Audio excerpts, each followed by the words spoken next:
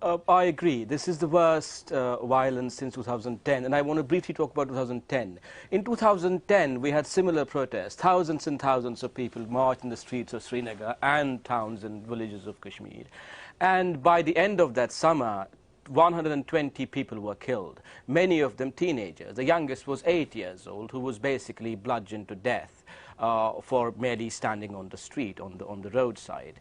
And then, after all this death and mayhem, the policymakers in Delhi and in Kashmir decided that, oh, we need to deal with these protesters in a different way. We need to introduce different crowd control mechanisms. And then we heard that a new kind of weapon was introduced that will not kill Kashmiri protesters, but only injure them, thwart them, halt them when they are protesting.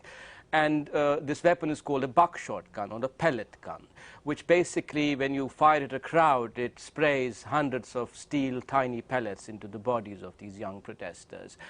But now, coming back to 2016, the Indian military apparatus in Kashmir that holds Kashmir for Delhi has basically used both live bullets and these pellets. At the end of yesterday, or this morning, as I read reports, we had 90 young people with injuries to their eyes, and doctors say most of them will lose their eyesight, partially or completely. And of course, it's both. It is historical anger against Indian rule and triggered by the killing of a popular rebel leader. Now, why would large numbers of people come onto the streets knowing very well that they're going to be fired at and they might be killed, they might end up dead? Because the issue remains unresolved. The underlying dispute is still there. So the trigger can be anything. This year, it's been the death of a militant. Some time ago, 5 years ago, it was what is called in Indian parlance a fake encounter, where three innocent people were taken to the forests of Kashmir and murdered and then branded as terrorists. But eventually, even India's own investigating agencies revealed that these people had nothing to do with militancy. And that's what provoked protests then. What I'm trying to say is the underlying dispute, until that is solved, we will have more deaths, we will have these annual almost ritualistic violence visited upon the Kashmiri population. And it's not going to die, sadly, and I'm sorry to sound a pessimist here, it's not going to end. It's not going to end until India leaves its historic intransigence and decides to talk to Kashmiri people. We'll come to see, this is the kind of historical illiteracy that has brought India to this state. You can't call people, hundreds of thousands of people who march on the streets, that they have been incited and it's instigation by Pakistan. People come out on the streets because historically a large number of people in Kashmir have never wanted to be with India.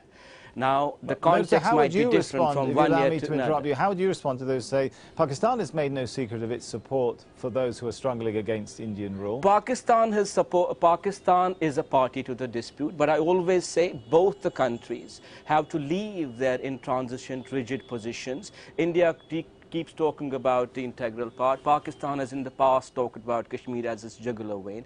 Both the states need to stop treating Kashmir as territorial property. It is not a territorial dispute. The primary dispute is to do with the aspirations of Kashmiri people. And time and again, for the last 30 years, and even before that, Kashmiris have been saying, we want a seat at the table. That is the core of the dispute. If Mr. Sinha is so confident about India's position in Kashmir, they should have a referendum. And, people will have their say.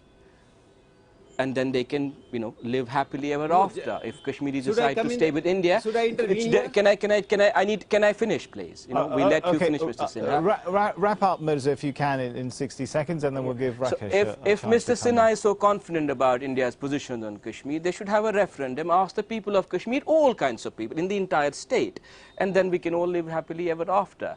But what I'm trying to say is Kashmiris are the primary party, and you cannot shoot your way out of a crisis year after year by having blood on the streets of Kashmiris. The people you call terrorists or Islamists and jihadists are common people like you and me who are, having no hope and out of despair come out on the streets knowing very well. Nobody comes out on the streets because of instigation, knowing very well that the soldier who he sees as an alien aggressor is going to shoot for a particular state and people. Why doesn't India allow a referendum? That's always been a point which India has opposed. That is the question which Mirza posed to you. If you're certain that the people of Kashmir do not support those who are struggling to break away from Indian rule, why not allow the referendum then? No, why should go? The election is a referendum. If we go for election and separatist wants boycott, we can't accept everyone's demand of referendum in any state. It is not in the Indian Constitution. Referendum is not part of the Indian Constitution. And Kashmir That's because Kashmir is not just another state. That's because Kashmir is just not just another state. It's not just another. It's a historically internationally Kashmir is just like any dispute. other state. That is what I was talking about intransigence. Okay, now, all right. Mr. Sinha, it is depressing that you must demonize Kashmiris at this hour when 90 young people have been blinded by India's secure armed forces in Kashmir. And 35 have been killed, butchered on the streets of Kashmir. It is unfortunate, it is tragic, you have a right to your opinion of course, that you must demonize the entire Kashmiri population at this hour when the blood is still not being washed on the streets of Kashmir. It's changing, and go back to my original point. It is changing because time and again, the Indian state does not address the political aspirations of the people. When time and again, year after year, you have a massive crackdown against ordinary people. You have sieges that last for days. You have people, there's a friend of mine who's visiting Kashmir right now, gravely ill people can't get to hospitals, can't get medicines, can't get food. Okay, when you do that to a people for decades, why would they want to be with you? It is as simple as that one.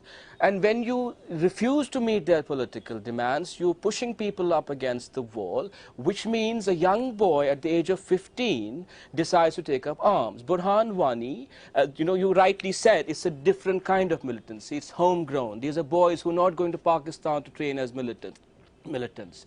They have grown up with the conflict. They have seen nothing else but 700,000 armed Indian soldiers patrolling the streets and roads of Kashmir. I disagree. They see their home as Pakistan. Let's give Mirza 30 seconds, shall we say, to wrap up his thought, and then we'll come back to you, Rakesh. They see their home as a colonized space, and they decide to resist. Burhan Wani's family, his father is a headmaster, his mother is a postgraduate. Why would a young boy from a middle-class family, educated family, decide to take to the gun, knowing very well that he's going to kill? Mr. Sinha mentioned his father. His father also said that he knows that the age of a militant in Kashmir is about 7 years once they take up arms. They knew it, and yet they take to the arms. And India is responsible for that state of affairs, for pushing a new generation of Kashmir.